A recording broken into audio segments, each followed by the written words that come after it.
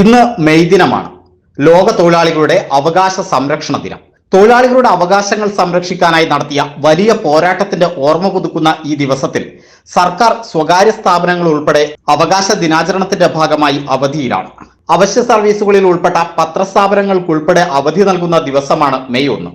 പക്ഷേ ഈ ദിവസത്തിന്റെ ആനുകൂല്യവും പറ്റി അവധിയിലിരിക്കുന്ന പൊന്നാനി നഗരസഭയിലെ തൊഴിലുറപ്പ് പദ്ധതി ചുമതലയുള്ള ഏമാന്മാർക്ക് ഇതൊന്നും ബാധകമല്ല. മെയ് ദിന അവധിയിലും തൊഴിലാളികളെ നിർബന്ധിച്ച് തൊഴിലുറപ്പ് തൊഴിലിന് ഇറക്കിയ കാഴ്ചയാണ് മെയ് ദിനത്തിലെങ്ങും പൊന്നാനിയിലുള്ളത്.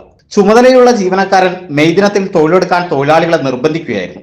അവധിയുടെ കാര്യം ചൂണ്ടിക്കാണിച്ച വൃദ്ധയായ തൊഴിലാളിയോട് അതൊക്കെ ഞങ്ങൾ സർക്കാർ ജീവനക്കാർക്കാണെന്ന് ഉദ്യോഗസ്ഥൻ അഭിപ്രായപ്പെട്ടുവെന്ന്. ഇക്കാര്യം അന്വേഷിക്കാൻ തൊഴിലാളി യൂണിയൻ പ്രതിനിധികൾ ശ്രമിച്ചെങ്കിലും പ്രതികരിക്കാൻ ബന്ധപ്പെട്ട ഉദ്യോഗസ്ഥൻ തയ്യാറായില്ല.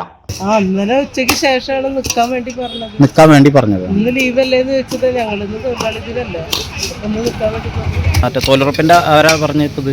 നെഗില് സെക്രട്ടറിയോട് ചോദിച്ചിട്ടാവല്ലോ നെഗില് പറയുക. അതിപ്പോ എഞ്ചിനീയറുടെ ഇഷ്ടത്തിന് പണി നടത്തും, മുനിസിപ്പാലിറ്റിയിൽ അന്വേഷിച്ചിട്ട് പണി നടക്കാനല്ലോ.